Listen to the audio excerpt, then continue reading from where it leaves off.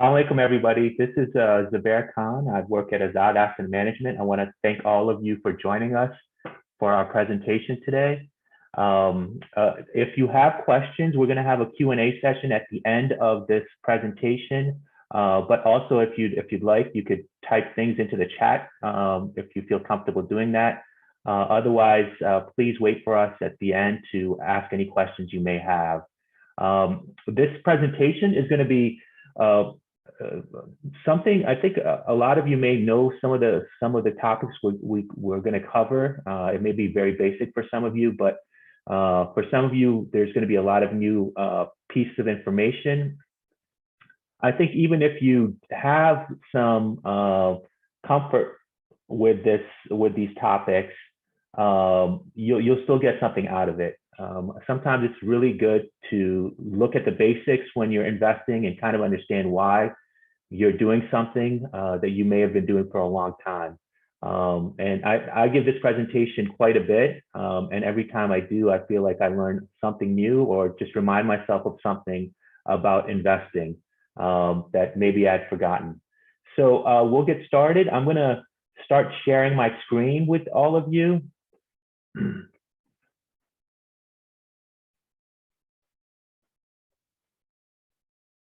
And to get started, I'll introduce myself. I'm Zubair Khan. I am a certified financial planner. I work for Azzad Asset Management as an investment advisor. And I will allow my teammates to introduce themselves. Bashar, would you like to start? Yeah, my name is Bashar Qasim. I'm the president and CEO of the Azzad. I founded this company back in 1997. This is our 25th year. And I advise also clients on various financial planning needs. Fatima? Assalamu alaikum, everyone. My name is Fatima Iqbal. I'm also a certified financial planner at Azzad. I have been with Azzad since 2008, and my primary focus is working with families, individuals, institutions, endowments, again, working towards their plan giving needs, all within, again, the Sharia compliant and Islamic framework. And last but not least, Reem. Assalamu alaikum, everyone. My name is Reem Hussain. I am also a certified financial planner. I work with Azzad as an associate financial planner. Thank you, everybody. And like I said, I'm Zubair Khan. I'm a financial advisor. Just to give you a little bit of background on Azzad Asset Management, we are a firm that's based out in Falls Church, Virginia. We have been around, since, like Bashar said, since 1997. And our primary work is helping Muslim investors find ways to invest and plan according to Islamic principles.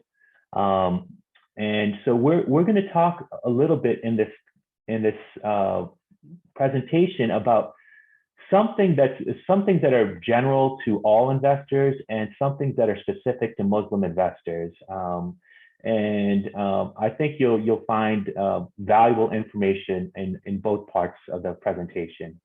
So without further ado, I will get started with the presentation, and we're going to start talking about the basics of investing. So first things first, I always like to go into this slide to sort of give you an idea of what we mean specifically by investing. And the best way to do that is to compare it with saving, okay? When you're a saver, you are basically in the process of just putting money aside to meet a financial goal, okay? So it's the process of just putting money away, whether it's for retirement savings or a shorter term goal like buying a house, planning for education. Saving is just the process of putting that money away. Investing is the process of deciding what you do with those savings, okay? So it isn't, both components are very important, obviously. You need to have the dedication to put the money away, but that alone is not enough. You have to figure out what you're going to do with those savings when you put the money away.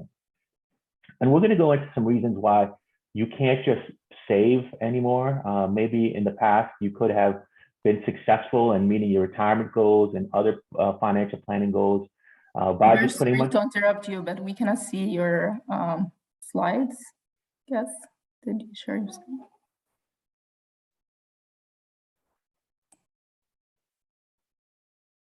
Is that better? Yeah. Okay. So like I was saying, investing is the process of deciding what to do with those savings. As I was saying, you can't just put money away anymore. You have to figure out what to do with that money in order to meet your goals.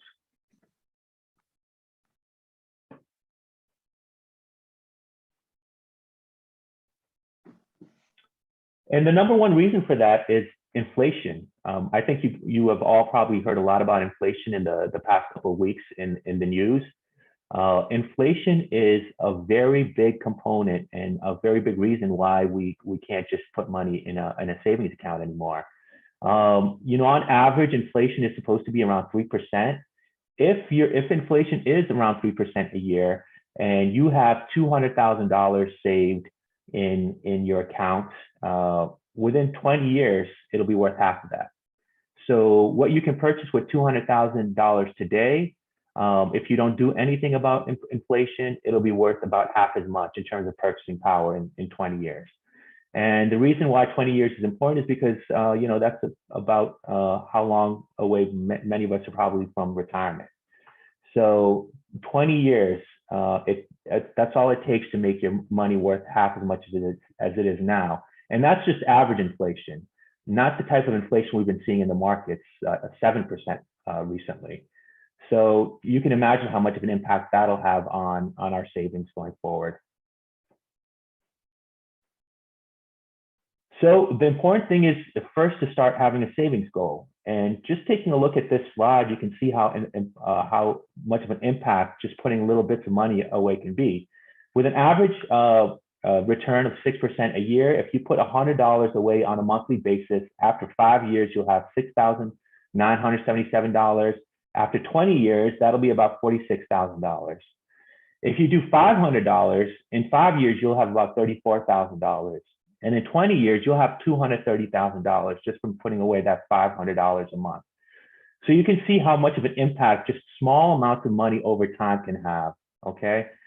And I think that's really an important point here, because I think when most people, when they think about investing, they're sort of looking at this investing as, okay, I put in money into the stock market and either I win big and find the next Tesla, or get into Bitcoin early and make a lot of money, or I'm not successful in the markets. And that's not really how investing really works. There's a lot of ways to be successful in the market. And one of them is to reach your goals over time in a more efficient manner and in a wiser manner than what you're doing now. So before you start, it's important to do some of these basic steps before you even consider putting money into the market. Number one, organize your finances. Make sure you understand your budget and how much you can save. Find ways to save more if you're spending money on things that are maybe frivolous, that you don't need to spend money on. Like we said before, those $100, $200, and $500 incremental savings really go a long way. Number two, pay off your debts. Okay, it's important to get rid of all the things that could be dragging down your growth. If you're paying interest on any sort of debt, it's good to get rid of those, especially revolving credit, like credit cards, revolving debt like credit cards, things like that are just, you're just spending money on interest. You're not actually getting any benefit out of those. Number three, and this is really important, is to have an emergency fund. By an emergency fund, we mean an account or savings of about 6 months worth of your fixed expenses in cash. Those six months worth of fixed expenses include things like rent, utilities, things you need just to live, to make ends meet.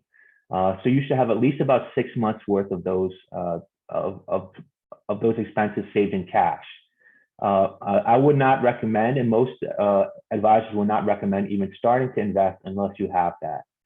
And it's important because when you get into the market, you want to have money that you can put away for a long term, not something you're probably going to need in a year or less, because that's the best way to lose money in the market, okay? Because we're better at predicting what's going to happen in the markets long term than we are maybe even tomorrow. I have no idea if the market's going to be up or down tomorrow, but in the long term, we know that markets will behave in certain ways, in certain patterns, okay? So you don't want to put money in the market that you're going to need right away, that you're going to need for emergencies. So it's really important to have that emergency fund set in cash so you can meet those short-term things that may come up. You don't want to have to pull money out of the market when it's like it is in the last couple of months where it's been going down day after day.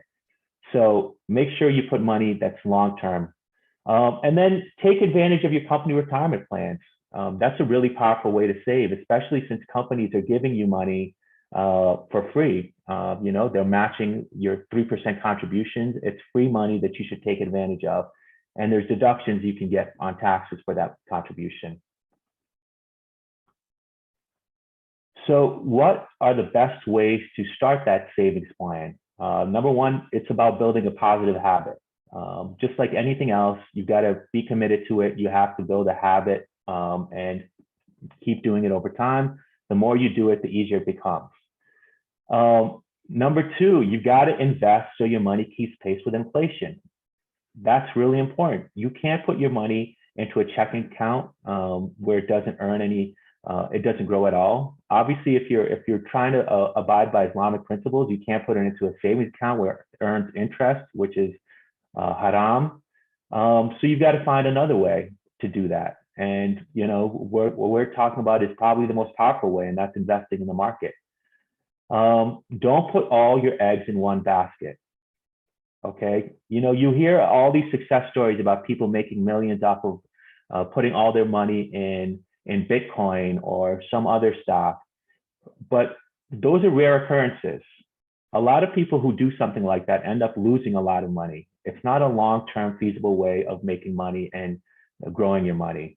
You may get lucky. You may be the person who hits on Bitcoin, but for most of us, it's not going to happen. Those occurrences are very rare, and trying to do that is a very bad idea for most people. And the most important thing is to focus on long-term potential. You got to think about this in the long term. You got to think about this over 20 years or whatever time you have to reach your goals. You can't think about the market is going up and down. Oh, the market's been down for a couple of days. I've got to put all my money out. That's not how you should think about it. You got to think long-term. You got to put your money away and ride out those short-term downturns in the market. And, you know, obviously it's important to ask questions about what you're investing in, learn as much as you can and understand what you're investing in. And then invest with your head, you know, be rational. Don't think about this with your stomach or your heart. And, you know, for some of us, that means getting outside help, getting an objective third party to help us invest our money. So it's important to do all of those things. So how do you decide how to invest? The first steps are looking at your goals. Is your goal retirement? Is it a long-term goal? Is your goal saving for college? Maybe a more mid-term goal? Are you trying to save for a house in the next 5 years? What is your goal? Okay. And then the next thing you want to do is look at your time horizon. How much time do you have until that you reach that goal? The more time you have, the more aggressive you can be. The less time you have, the more conservative you have to be. The next part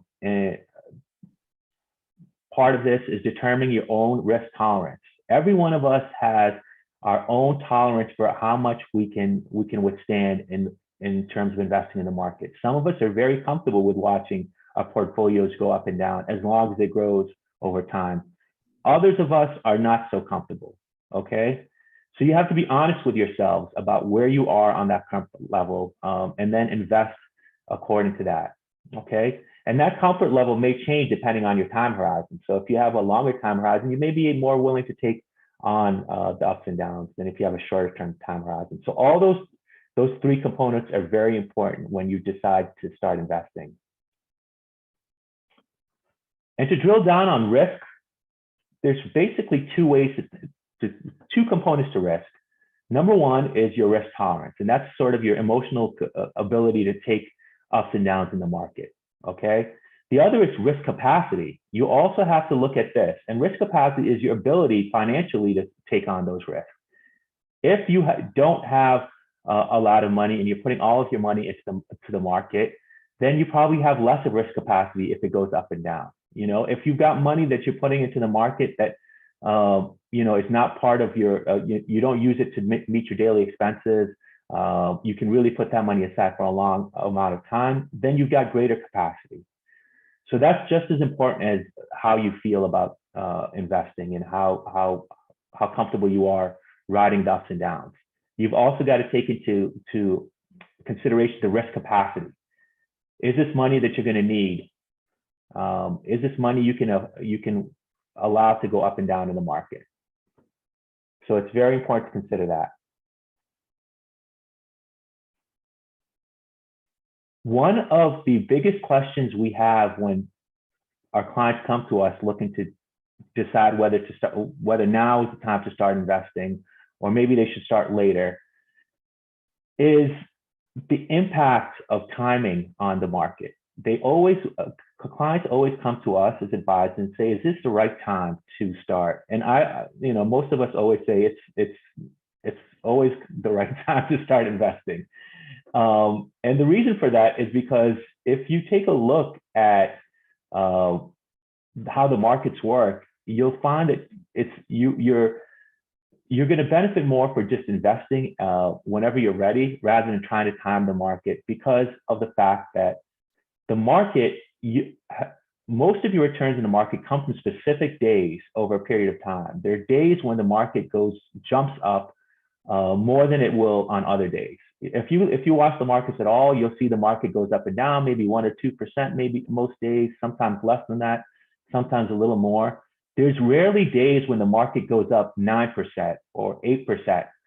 And if you're not in the market on those specific days, then you've lost out a large chunk of the returns for that year, possibly even for more than a year. So if you are trying to get ahead of those days, it's almost impossible to find those times to get into the market. So it's better just to be in the market. And if you take a look at this slide, it's an important and like a powerful reminder of what happens if you miss those days.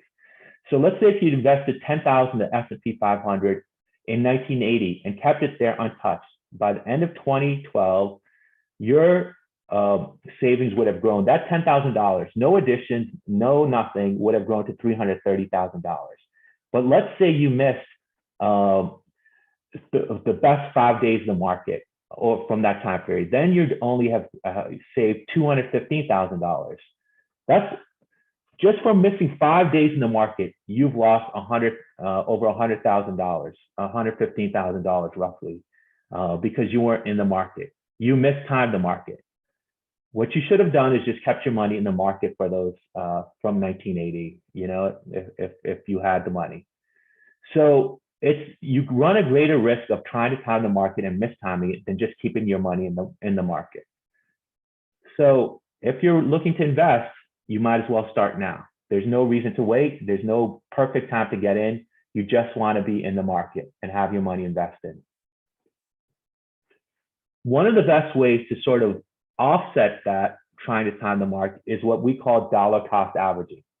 And basically what dollar cost averaging is putting the same amount of money into the market at regular intervals. A lot of people do this without even thinking about it with their 401k plan. You have a certain amount deducted out of every paycheck and put into the market. And the benefit of that is when the market is low, let's say you're putting $600 a month into the market. When the market is low, you're buying more shares of whatever investment you're putting your money into. When the market is high, you're buying fewer shares, okay? So the average cost of share will be lower than the average market price per share because of this method. And so you're really benefiting just by putting it in on a regular consistent basis. You're completely offsetting the effects of trying to time the market. And this is the best way to invest for a lot of people. And this is the way most people do. I mean, whenever you have money, you put it aside, you do the same amount all the time, and you don't have to worry about timing the market, okay? This is completely just steps around that whole conversation.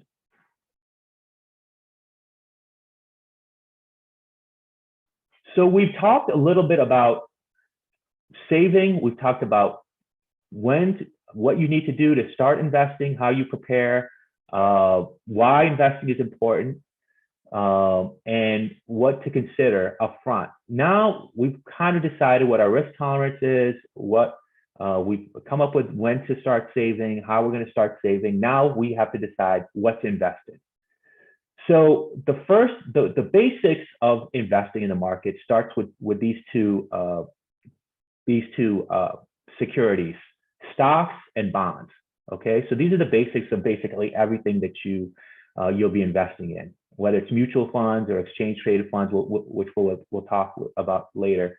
But they're all at the base based on stocks and bonds. And a stock is a share of a publicly traded company. It's also called equity. So if you heard the term equity, they're talking about stocks. And what's important to consider about a stock is that it's an ownership share in a company. Okay, so when we talk about stocks, a lot of us forget that we're actually buying a piece of a company. We're owning a piece of a company.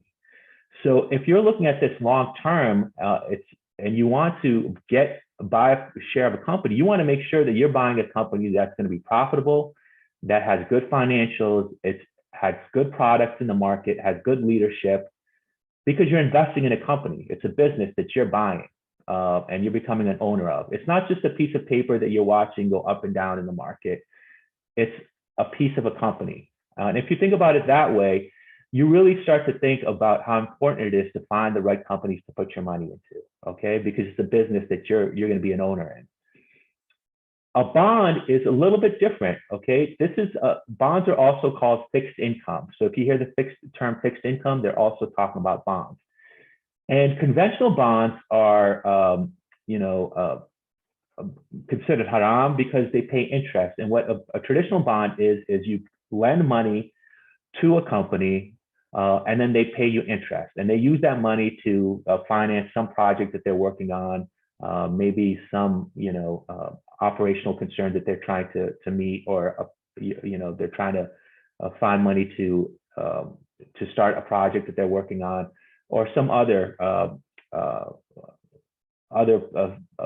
component in their business that they're trying to find funds for. So basically, you're lending them money and then they're paying you interest back. Muslims have an alternative. We have a few alternatives. The main alternative is what we call sukuks. They work a lot like bonds. They're considered fixed income, but they're halal, and primarily because of the way that they're structured. They're a little bit different. You're more like an owner instead of a lender with sukuks. So we do have alternatives, and they work quite like bonds, but they're halal.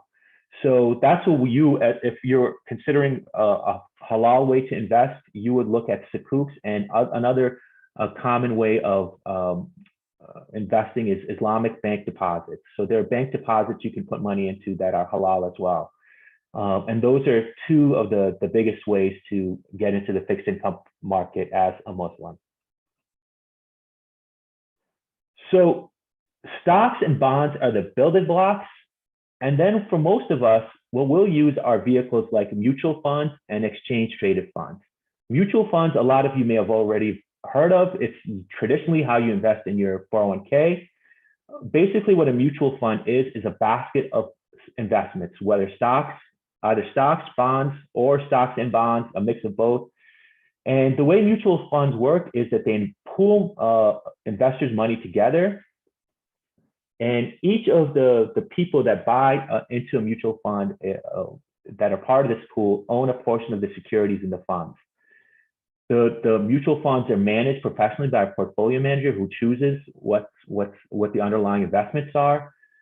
And the benefit of mutual funds, and the reason why people use them, is that they're a really easy way to diversify, okay? Because it's the easiest way to get into a number of different stocks without having to buy them all yourself, okay? And so they're a very powerful tool and a powerful way to diversify. A newer tool that's been in the markets for the last 20 or so years are called exchange traded funds. And they're pretty much just like mutual funds, except that they trade on an ongoing basis. They trade like stocks. Mutual funds only trade at the end of every day, but exchange traded funds, you can trade them all the time. So they're pretty much work just like mutual funds, except they trade on an ongoing basis, unlike mutual funds. When you're looking to invest in a mutual fund, it's important to get a few things straight. Make sure you know a few things about the fund. Number one, you want to find out what the fund's objectives are. Okay, you want to take a look at their fact sheet or a prospectus when you look at buying a mutual fund and find out is their goal for is the portfolio manager's goal to appreciate your capital? Is their goal income, or is their goal asset protection? So if their goal is asset protection, that means it's a more conservative fund that's really trying to make sure their primary goal is for you not to lose your money. They'll get you some sort of minimal types of returns, but what they want to do is make sure you don't lose your money. So it's important to take a look at. If you're a more conservative investor, that's probably what you want to put your money into. Capital appreciation is for investors that are looking more long-term. Their goal, a capital appreciation fund, is something that's looking for long-term growth. They're going to take on more risk than the protection, the fund with an objective of protection. And then somewhere in the middle is an income fund. An income fund is for someone who's looking for income. They want dividends that pay out income on a regular basis because maybe they're retired and they need an alternative source of income along with Social Security, or maybe they're working part-time and they want some additional income. So you'd look for a fund with an objective of income if those are your goals. You also want to look at the turnover ratio. This is very important because if you're investing your money in a taxable account, then you want something that's going to generate fewer taxes. And turnover is basically how often the portfolio manager is going to make trades in the portfolio. The more trades, the more capital gains taxes you may pay. So if your objective is to find something that's more tax efficient, if you're in a high tax bracket, you want something with a low turnover ratio. And then the next most important thing is the expense ratio. How expensive is it to invest in this mutual fund? Okay, this is the cost of investing in the mutual fund. The higher the expense ratio, the more you're paying the portfolio manager to manage your portfolio. The less the expense ratio, the less you're paying, and the less it's eating into your returns. So you really want to make sure you understand what the expense ratio is. And for some, you might find a fund that has a high expense ratio, but the returns and the strategy are, make it worthwhile. But it's just important to know how much you're paying the portfolio manager. And then you want to look at all the other risks that are associated with the portfolio. Every mutual fund has its own inherent risks. So it's important to look at the prospectus when you invest in a mutual fund and understand all of those different risks.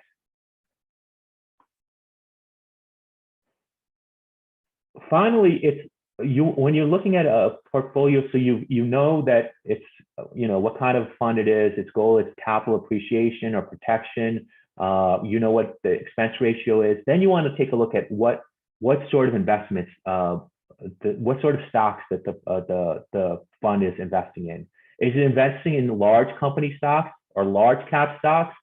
A mutual fund that says it's a large cap fund is investing in some of the largest companies in the US or maybe internationally. Okay, so these are companies like Microsoft and Apple. Something that says that they're investing in mid-size, it's a mid-size fund, a mid-cap fund, is investing in smaller companies, maybe something like Chipotle or DocuSign. Maybe they're companies that are still publicly traded, but you don't know them as well, or they're just not as large as some of the largest companies.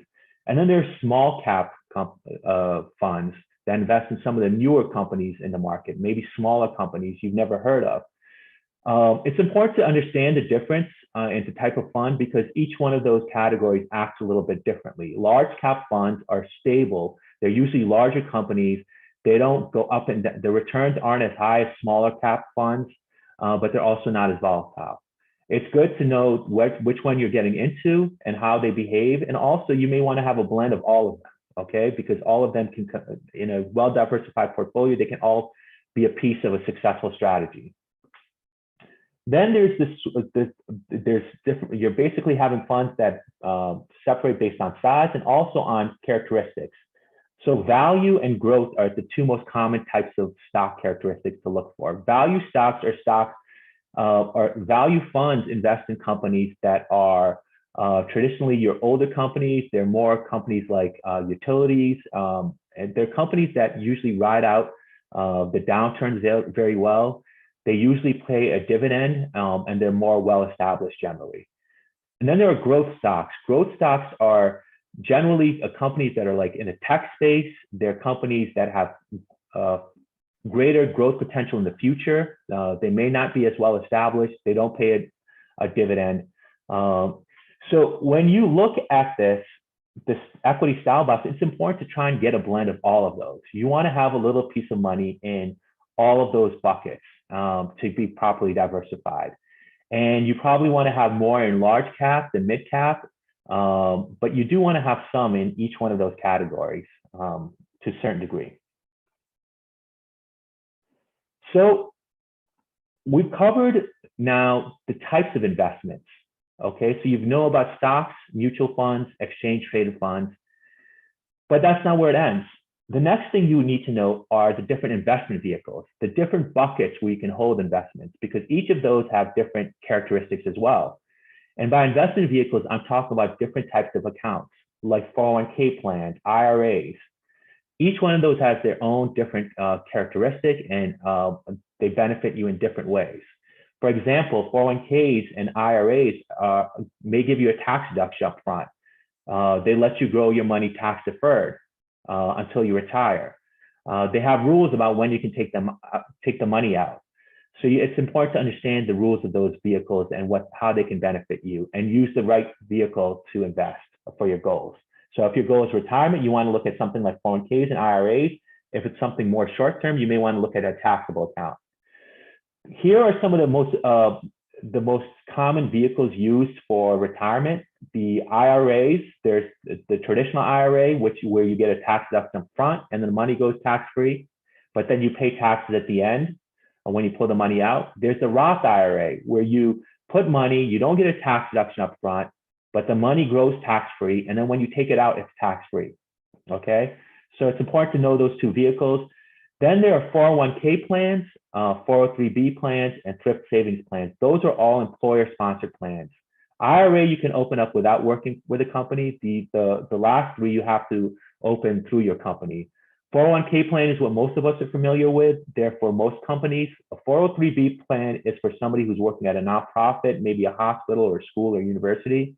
And the thrift savings plan is for government employees. That is the retirement plan for government, federal government employees.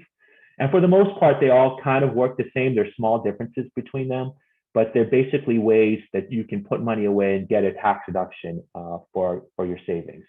And inside of those, you can buy mutual funds, sometimes stocks and bonds or exchange traded funds as well. And then the most common way to save for college, these are some of the most common ways to save for college. So Coverdell's, custodial accounts.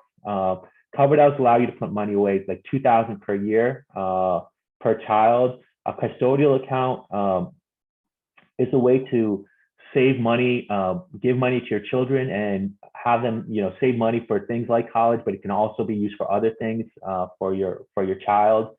A 529 plan is probably the most popular way to save for college for most Americans. It allows you to put away $15,000 per year per child and have that money go tax-free. Some states give you a tax deduction for participating in the 529 plan.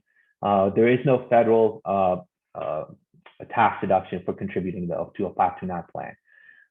Unfortunately, 529 plans at this stage, there's no 529 plans that offer halal options. So you may want to look at things like Coverdell's and custodial accounts and some other tools if you're looking for a halal way to invest. So you've now gotten a basic understanding of the tools that you need to invest. You know the types of vehicles that you have to use to invest. You know the different mutual funds, the the different sort of investment options that are out there. And at Azzad, that's our job. We basically help you through all those decision-making processes about basic investing. So now I'm going to switch over the slide to my colleague Reem, who's going to go into some specifics about investing as a Muslim. And she'll start with the halal investment process. So Reem, I will hand it over to you. Okay. So in this part, we're going to talk about the process and the guidelines we follow to provide genuine solution for halal investment seeking customers. And we follow the Accounting and Auditing Organization for Islamic Financial Institution Standards, called Iofi, which sets the standards for Islamic financial services firms globally. And Iofi consists of members representing a variety of legal schools of thought who come together and issue guidelines for the industry.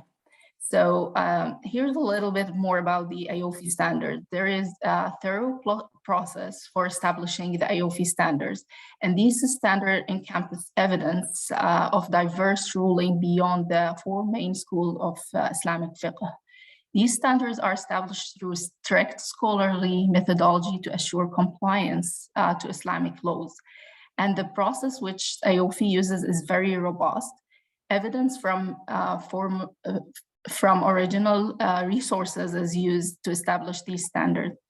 And therefore, for a given standard can take 2 to 3 years before it's adopted. And adoption can only happen after the standard goes through stringent process of review, which includes several hearings by Islamic finance and fiqh experts, and are open to the public. The Iofi website is available in both Arabic and English. So let's move now to talk about the investment process. So our investment process as Azzad, our goal, as I said before, is to provide a genuine solution for halal investment seeking customers. And regardless of how challenging that may be, we follow stringent halal compliance guidelines. As a company, we believe that these guidelines are important and valuable, and we created an investment process that's strict to these highest standards. So our process began with all the stock available on the public market and screen out companies that do not fit these guidelines. And once the stock is added to the portfolio, we monitor it regularly to ensure it stays within these ethical parameters. So here's how we put the Iofi standard into practice. At Azzad, we follow ethical investment criteria based on Islamic principle of economic and social justice. And all investment are screened to exclude companies that profit from interest, alcohol, tobacco, gambling, weapons, war, international conflict, and other areas that cause environmental harm. Companies with a high debt ratio are also excluded. So let's take an example for a company that has failed the Azzad investment screening filter application. We call our application ISFA. And by the way, we chose this example intentionally because we talk to people on a regular basis who thinks that by investing in IT company, we are avoiding the obvious big offender in the ethical universe. That you can do this yourself and keep your investment free from impermissible companies. So this company, IPM, is an information technology sector.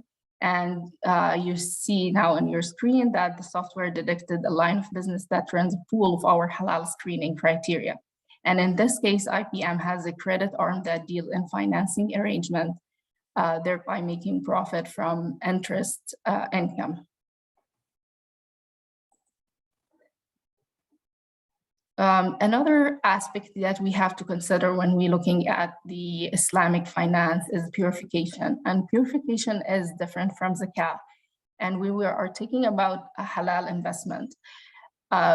Financial data vendors do not typically identify a line of business making up less than 5% of a company revenue.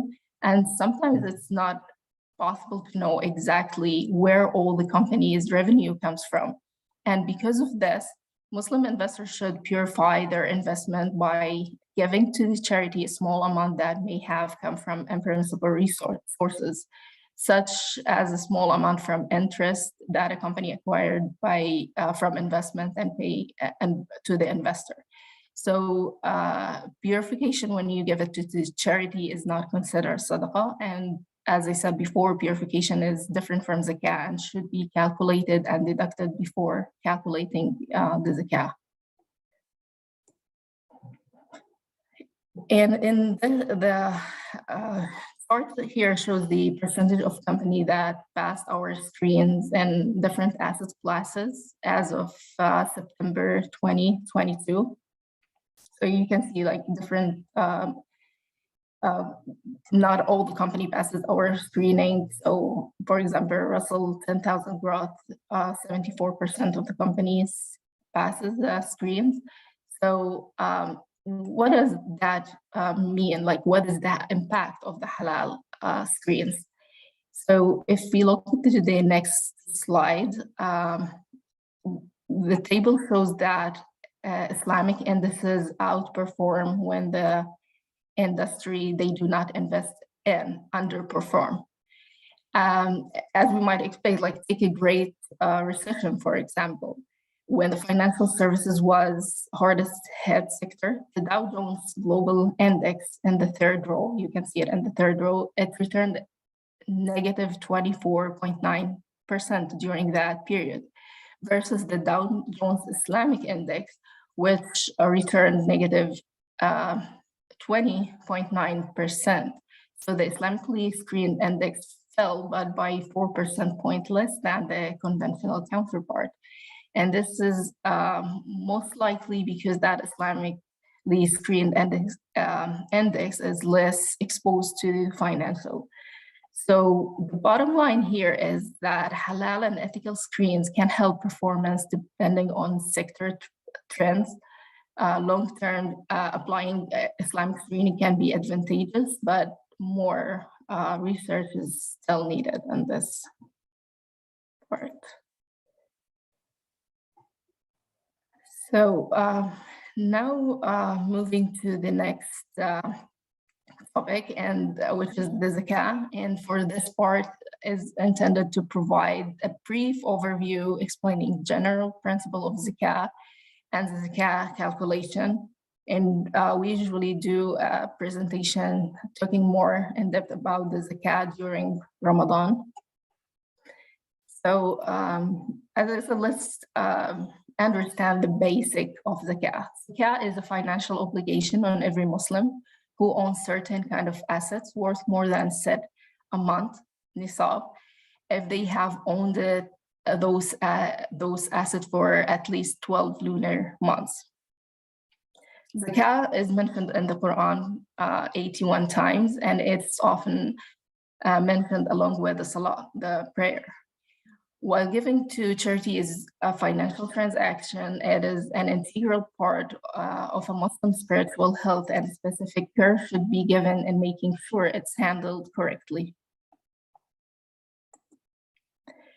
So who should pay the zakah? Zakah is obligatory on every living Muslim, regardless of gender, age, mental status, who owns assets that meet the other condition of zakah. However, if certain conditions are not met, then it does not remain compulsory. So let's take a look of the condition that must be met before zakah become obligatory. I will just list them in this slide and we'll explain them in the next slides. So the conditions are owning at least the minimum amount of wealth, the lapse of 1 lunar year, complete ownership of the assets by a particular person. There should be no other reason of the asset is not zakatable, such as insolvency, and asset must have some real or assumed growth. So let's talk about the first condition of the zakah, which is the nisab. The total saving held by an individual must meet a minimum threshold called nisab. The nisab can be determined based on silver or gold, and it's equal to the current market value of 85 grams of gold, $5,340 approximately, or 595 grams of silver, equal approximately $480. And according to the Hanafi and Maliki juristic schools, the nisab is calculated at the beginning and the end of the year, and any change in between are overlooked, and any increase of the property after reaching nisab during the year is to be included to the sum counted for the zakah.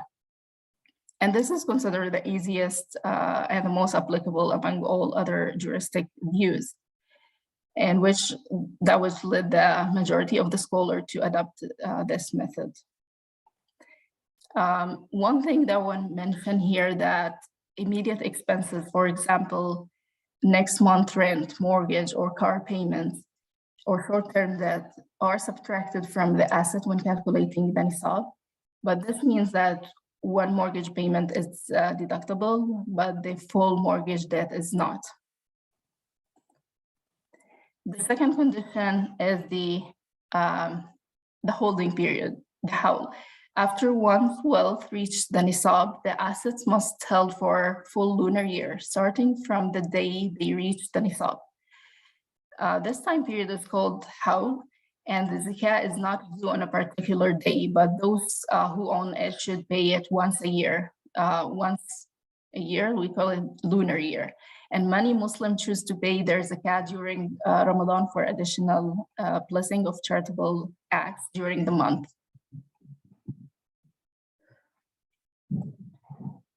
And the third condition for zakah is the complete ownership. And there are 5 factors that define complete ownership. First, settling, ownership, vesting, accessibility by the owner, disposable by owner, no interference by others. So the asset must be completely owned by a person. Assets owned by a nonprofit organization or government are not zakatable. Complete ownership requires that the asset be accessible and disposable by the owner without interference from others. If you completely own an asset but would have to pay taxes or penalty if you sold it, this does not nullify the fact that you own it. For example, an individual who owns an IRA can access the money in the account even though you have to pay the taxes and the penalty. So the fact does not prevent the IRA from being zakatable, but zakah would be calculated only on the amount left after applicable tax and penalties. On the other hand, if we compare it to the 401k or 403b accounts, for example, at your current job, if you are below the distribution age, so the 401k or the 403b is not zakatable until the employee either leaves the job or reaches the age when they are allowed to withdraw from the account.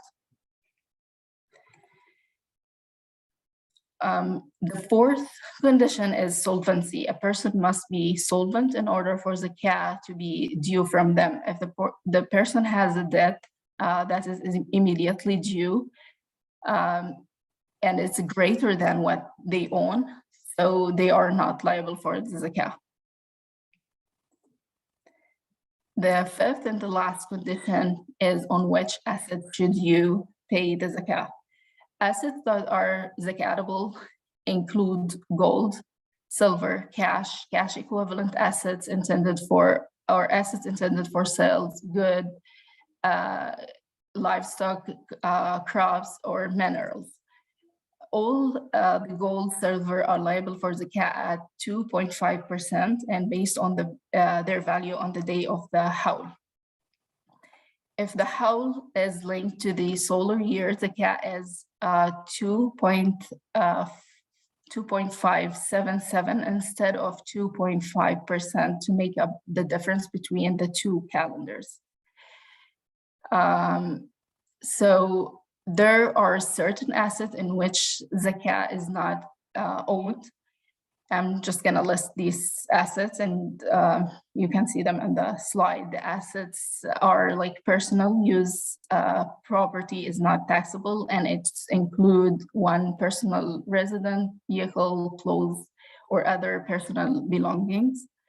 Assets that are considered a capital goods, such as tool or factories, are not zakatable themselves. However, the income that derived from them zakatable meet the condition discussed earlier.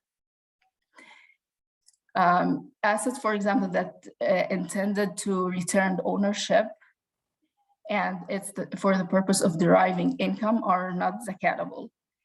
And for example, zakat is not paid on the market value of rental property. However, income that derived from the rent and is held for the whole period is zakatable. And last thing that I want to mention is the only halal and lawful assets are liable for zakat, and no zakat is required on haram or unlawful assets, such as money derived from interest, gambling, alcohol, pork, or stolen money. Because such as assets or money must be returned to their lawful owners or donated to the charity as a purification. And I mentioned before that purification is not a form of zakah or sadaqah. So you must deduct this money before you're even paying your zakah. So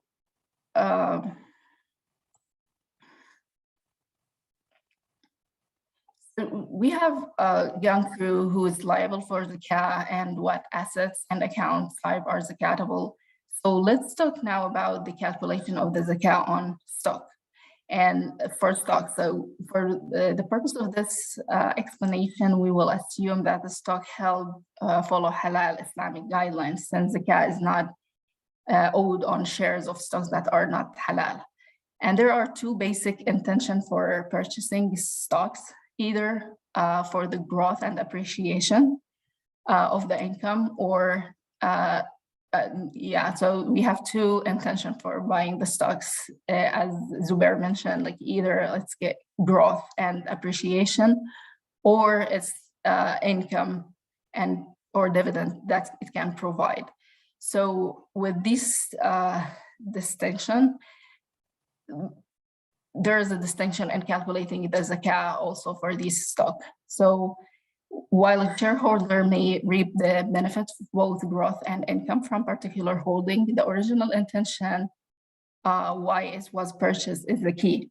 So unlike taxes, you don't have the IRS look over your shoulder. However, since the zakah is a matter between yourself and God, your intention regarding your investment determine which calculation to use. So the zakah of a portfolio of stock will be calculated by adding owed on income stock and zakah owed on growth stock. And you may wondering why there is a difference between growth and income stocks. So stocks that held for the purpose of growth and appreciation are like assets that held for the purpose of trading, and you consider as a commercial goods. And in Arabic, we call it arud tijara. So arud is non-cash and tijara is items intended for profitable trading. So those shares, their zakah based will be based on the total closing market value of the share owned, or we call it net asset value on the whole day. And the net asset value of them multiplied by 2.5%. And you calculate the amount of the zakah to these stocks that are held for growth or appreciation. The other part is the income stock. So stock held for the purpose of deriving income for benefiting from dividends are considered to be capital goods, and zakah is not paid on the net asset value, but on the income derived from them. So for example, if you purchased a dividend paying stock, which is the intention to living off the distribution, only the income would be zakatable. The calculation of the income stock is not simple as a growth stock, and is one of the things that we calculate for our client, and it depends on the If you can see the equation on the screen, it depends on the zakatable asset minus the debt minus the long-term finance zakatable asset divided by the number of outstanding share. So it's a little bit more complicated than calculating the gross stocks. So it's not a straightforward. Yeah, and so with that, we come to the end of our presentation, and we can open it now for questions. Yeah, thank you, everybody. So I've seen a lot of questions in our Q&A and also through the chat. We've answered a few of them. So if you did ask something through the Q&A, please take a look at the answers. We've tried to answer those along the way. Also in the chat, we had some people asking if they could get a copy, a recording of the slide or of the presentation or the PowerPoint. We will definitely be happy to share that with you. We had some questions about, options for investing in halal fixed income. So we have a Sukuk mutual fund. There are other options available as well in the US, but that is a good way to invest in fixed income. So there are Sukuk and other halal fixed income options available in the US market for you. If you have other questions, please feel free to type them in. Can we hear from participants on the call? We have a question from Hitmat Khan. I will allow you to talk, Hitmat, if you want to ask. Hitmat, you're on mute. Hi, my name is Hikmat. I just wanted to find out if when I go to invest with you guys, do you cater individually, or do you put me in the group? In what? Or you invest my money as a group, or just invest when I open an account? Should I you cater according to my needs? Yeah, I mean, we build in. If you come invest, we have mutual funds. So if you invest in the mutual funds, obviously you're going to be having your money pooled together with other investors. But a lot of our clients invest with us through what we call our wrap program, and those portfolios are specifically catered to every client's needs. So the way we work is generally we meet with clients, get a good idea of what their goals are. We help them answer all those questions about risk tolerance and time horizon. We help clients through all of those questions, and then we develop a strategy that's specifically geared for them. Okay, thank you. Okay, so I saw Mustafa Saeed. I'm going to allow you to speak. Assalamu alaikum. Assalamu alaikum. Yeah, I'm also looking for short-term and long-term both. But when I consulted a few Sharia compliance institutions, I got the mixed reaction saying that sharing and is not halal, and then some of them they're saying that it is halal. So I'm just confused. But I'm looking for 100% Sharia compliance.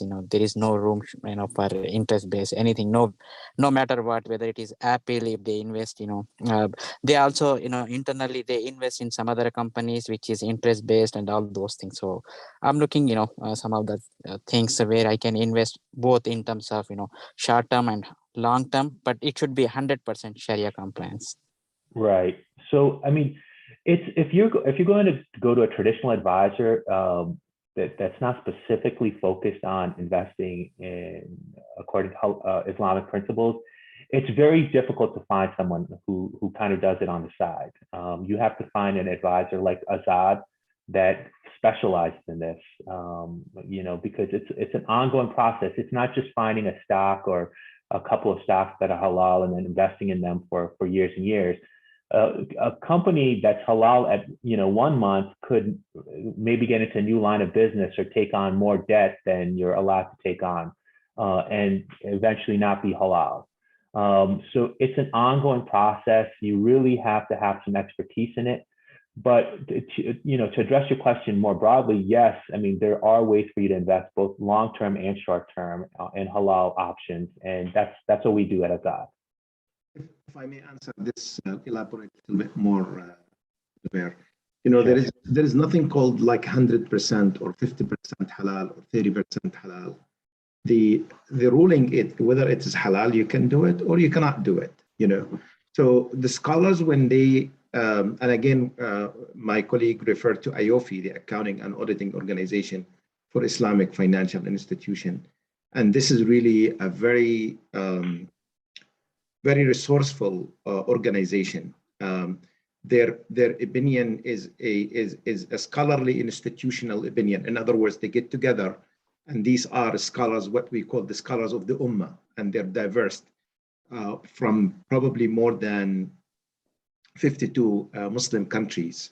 They're represented somehow on a school of thought, on the madahib, very diverse. So they get together and they look at it to give you the fatwa.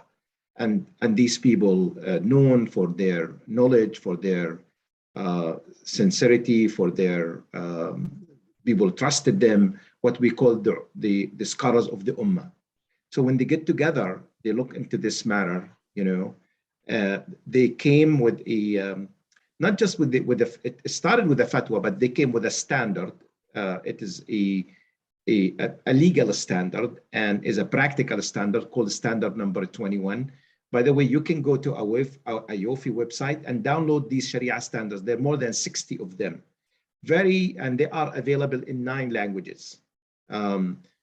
You can read standard number 21 and gives you exactly the guidelines how you can do it. And again, this is really a gray area. So that's why you really, if you want to be in investing your money in the capital market, because standard 21 is about the capital market, stocks and bonds and options and financial papers, everything that is traded, that guideline or standard give you the guideline how to conduct it according to the Islamic principle. And it's not really easy to implement it. You really need to have a lot of resources, a lot of data, a lot of understanding.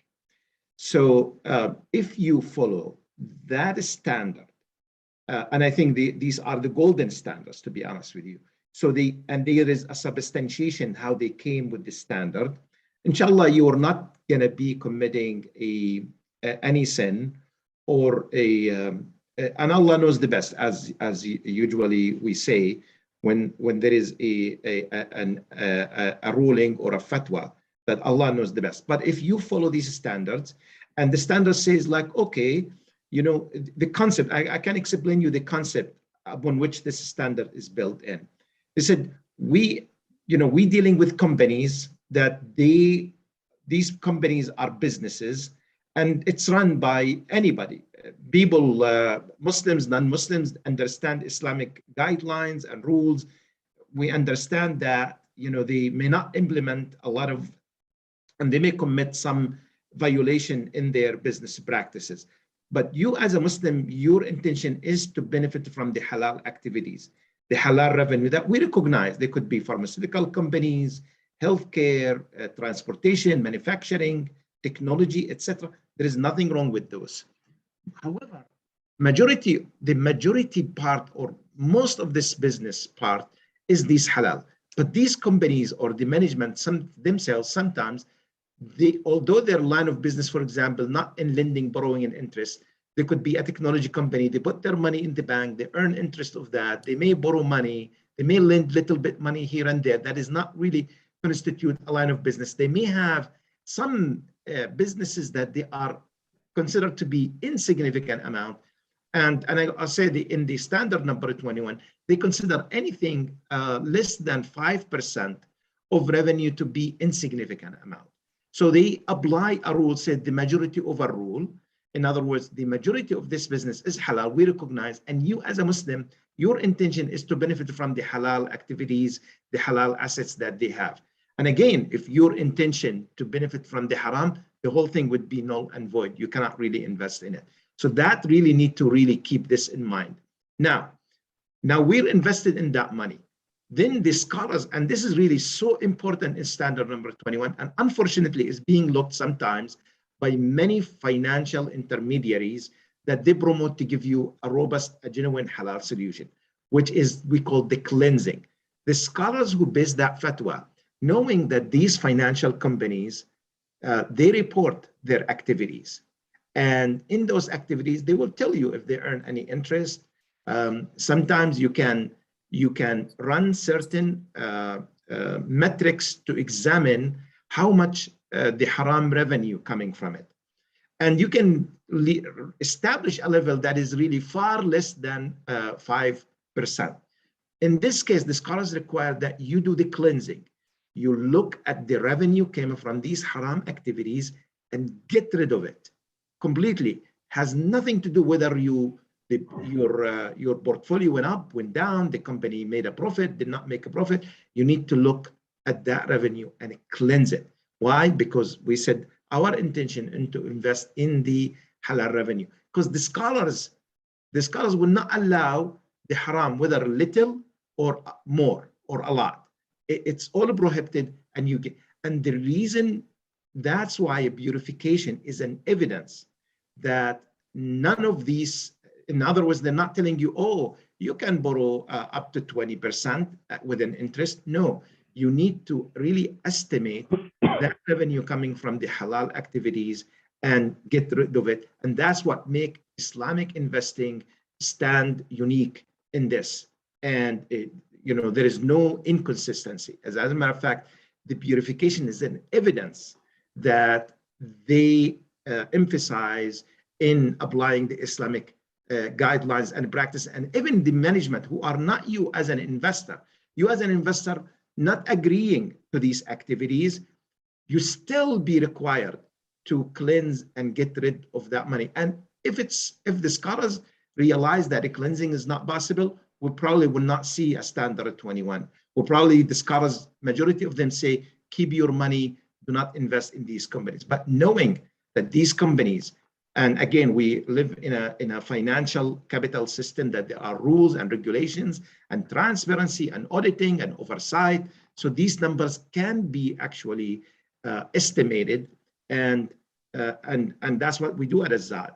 You will find, if you are a member of our RAB program, every year we conduct that purification. As a matter of fact, we even purify on a daily basis.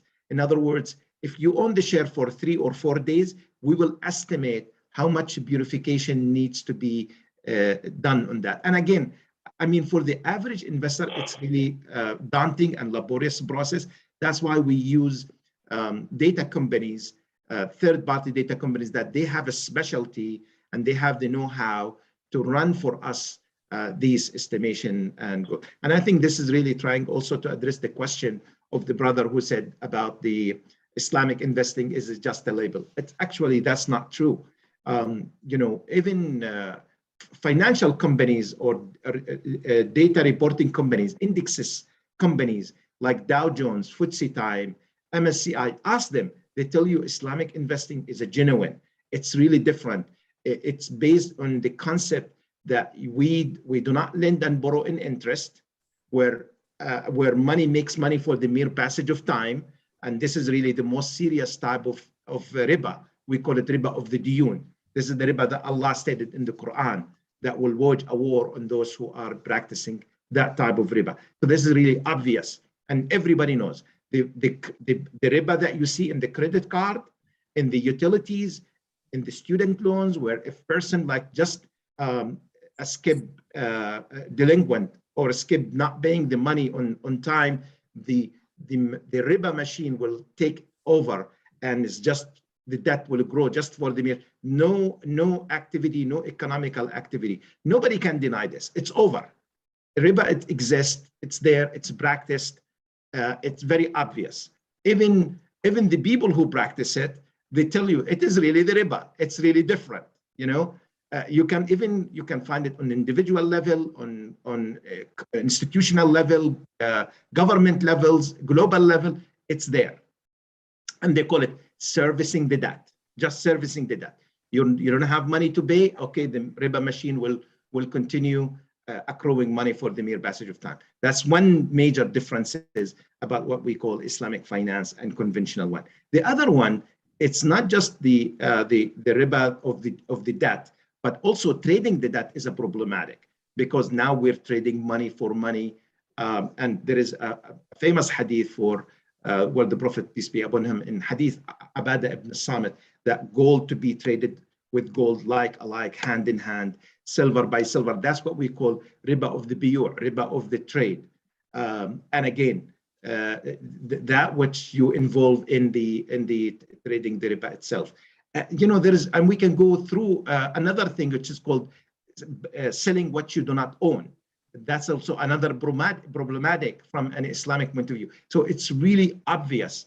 Islamic finance now, it's a $3 trillion industry and it's growing. Everybody knows that it is really there. There is big differences between conventional finance or conventional investing and Islamic investing. And as Reem showed, like we took like a few indices, for example, and you can see sometimes maybe more than 50% of these companies in the indices, we cannot invest because they run afoul against the standard number 21. And I will be very, very specific, mentioning the Iofi standard. I think to be on the safe side, what I advise people, ask the question, is your investing in line with Iofi standard 21? That would give you really a direct, clear response from the financial institution, because as you know, there are different schools in thought. Sometimes you'll find one school is accepting a ruling in certain issues, but this is what we call ironic or strange position. But if you go to Iofi, again, you feel comfortable that you are going with the scholarly institution that, in my opinion, is more credible than individualistic institutions or individualistic opinions. The institutional opinions are really the one that you want to follow, whether Iofi or the Fiqh Council of OIC. These are very credible organizations. I hope I answered this question. Yeah, I have one follow-up question. Sorry, if somebody has questions. So you said that, there is a cleansing process. As an individual, if I invest, in a halal, then it is very difficult for me to go to the nitty-gritty side of it. But you said that, if, Azzad is going to take care of that, they do the everyday, cleansing process, yearly, whatever it may be. So you also provide the services for that, Yes. Is that true? Yes, even those people who invest indirectly with not through us, we have a calculator on our website for the two funds where you can go type the ticker of the fund, the number of shares, and the period you hold the shares for, and we will give you, the calculator will give you how much money to cleanse, because this is really done on a daily basis. Yes, so purification is a standard in all our investment, whether you come to us directly or indirectly through different brokerage companies. Thank you so much. I would just like to add, there was another question that was somewhat related about, that I usually hear that if the interest is fixed and the risk of losing if there is a risk of losing your investment, then it's halal. Is that true? I would just reiterate, again, here what Bashar was saying, that we really have to understand, what is interest, what is riba, and to understand whether an investment is fixed. There are many types of fixed incomes that are not interest-based, right? So if for example, let's say you have a property that is generating rent, that may be a fixed income, it's not based on interest. But if it's interest where it's based on lending and borrowing, and as Bashar was saying, money accruing by the mere passage of time, then that is interest.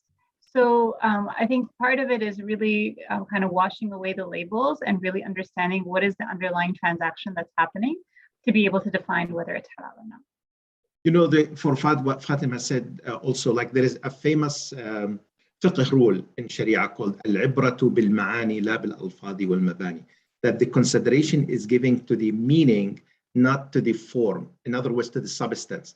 So we have really to dig deep into substance. Finding the word of interest, that doesn't really serve the purpose. We really, as a scholars, they want to look what exactly you mean by interest, and we need to put it back to the to the understanding of the fiqh. That's why we need people specialized in this, scholars who really understand the conventional transaction, the mechanics of the transaction. Also, they have background.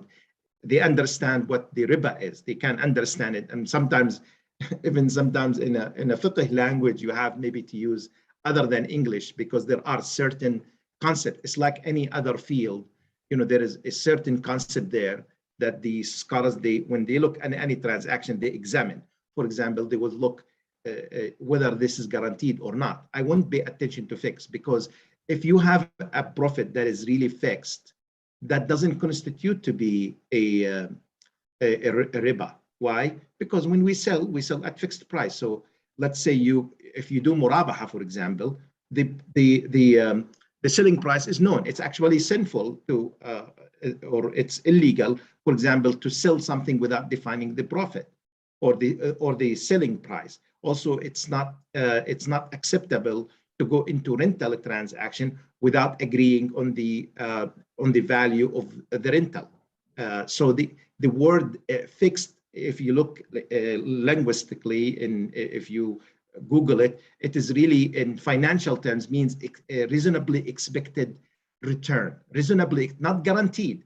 But once this is really guaranteed, then this is really a problem. When it's really money versus money without involving a tangible asset, that's really a problematic. So there are many signs there we can really look into the transaction to make sure whether this is really a riba, or this is a profit, or this is a rental income, or this is a compensation for work and hire. There's so many ways that you can make money in a transaction. So we have really to go and look in the under transaction. And one of the things that scholars, they rely on is the concept of guarantee. Who's guaranteeing what?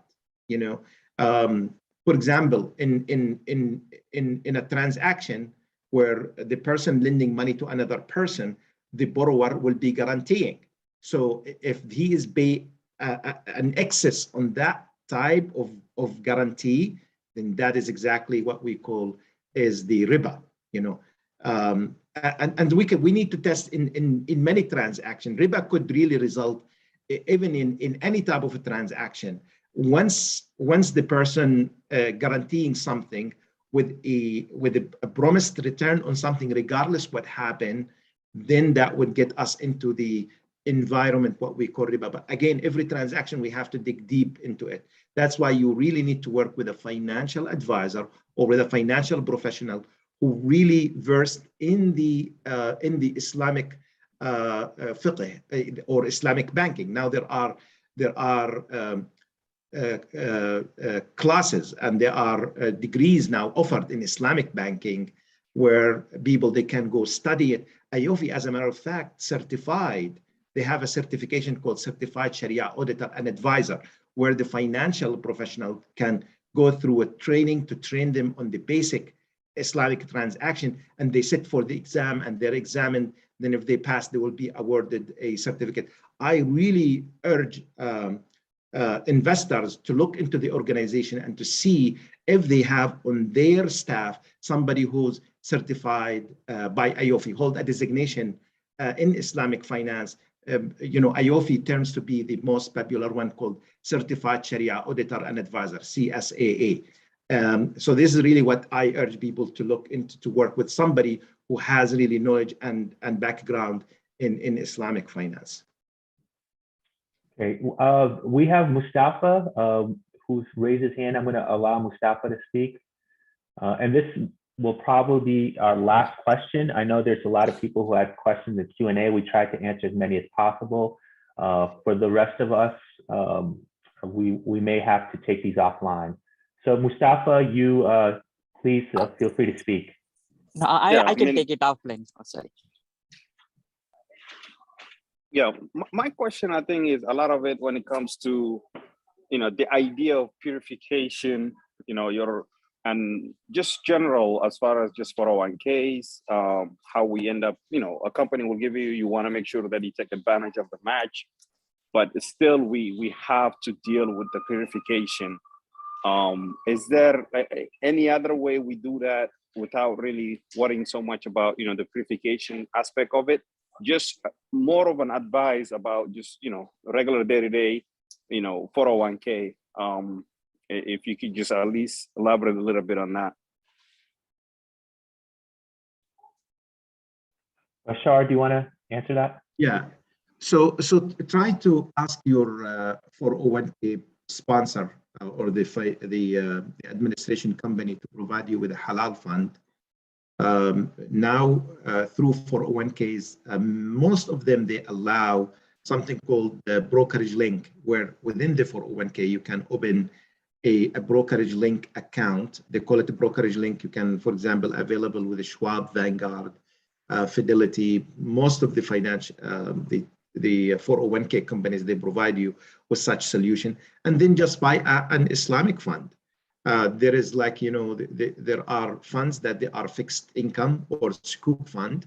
As Zubair mentioned, these are the Islamic alternative to bond funds, because they are based on sukuk, which is really based on transaction away, generating income away from lending, borrowing, utilizing purchase and lease in simple way.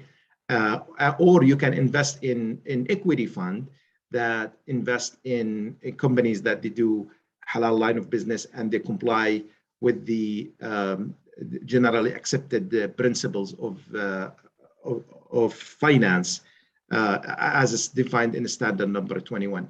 So by having those funds in your 401k, I think you can reach a comfort level that your investing is in line with the Islamic principles. You can ask your 401k company to ask them if they do a brokerage link, or sometimes they call self-directed 401k. If they allow you, then this is your solution.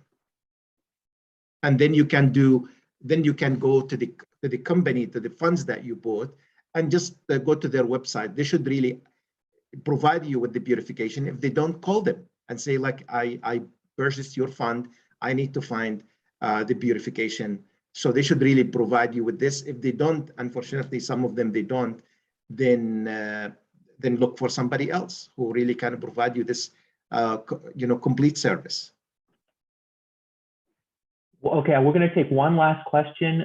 This one is from Subhani Patan. Subhani, I will put you on speaker.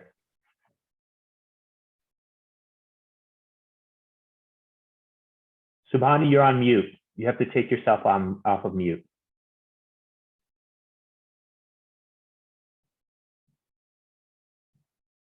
I know Subhani also had sent us some questions. So Subhani, if you're having an issue unmuting yourself, I believe there was. Assalamu alaikum. Can you able to hear it now? Yes, we can hear you. Assalamu alaikum. So my question is, I think some of them answered. One is, what's your take on the insurance product? Life insurance or cash money, cash value, like insurance, like permanent or IUL, whatever it is. The insurance? Yes. Oh, the life insurance, you're talking about life insurance? Yes. Okay, good. That's a good question. Again, this is another example where, Islamic, what we call the Islamic way of achieving what we call the insurance. We refer to it as a takaful. Unfortunately, there is no a Sharia compliant life insurance here in the US, as far as I know. I haven't seen anything like this, but I will explain to you the concept. The takaful, the difference between the takaful and the commercial life insurance, where in the takaful, the risk is traded within the participants. There is no outsider who really benefit from trading that risk, because life insurance is really the conventional one. As you read in the life insurance, it's a sale transaction where they really sell you the risk in this case. And again, the problem with the commercial life insurance, that there is the concept of gambling or gharar. And the gharar here, as defined, it's if one party. But that is the same for any insurance, right?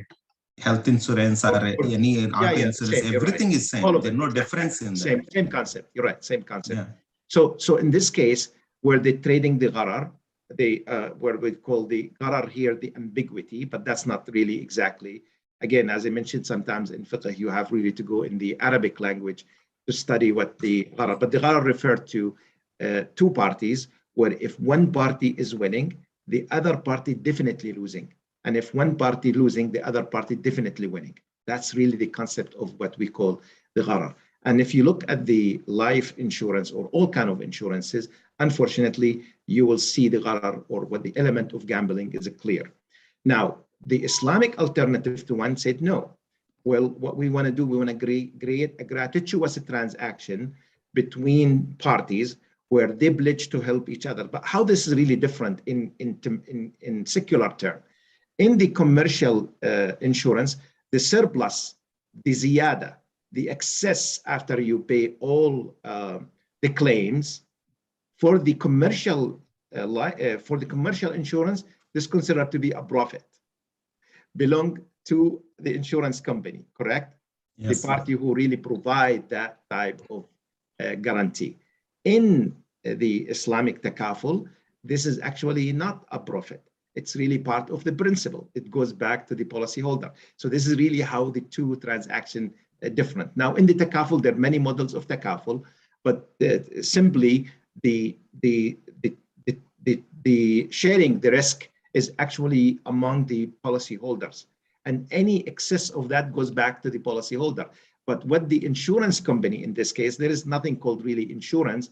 It's a servicing company that make their fees from providing services to the pool that really share the risk. So this, unfortunately, although some of these companies, Allianz and some conglomerate insurance companies, they practice takaful in Muslim countries like Indonesia, Malaysia, in Middle East. They know exactly how the takaful work.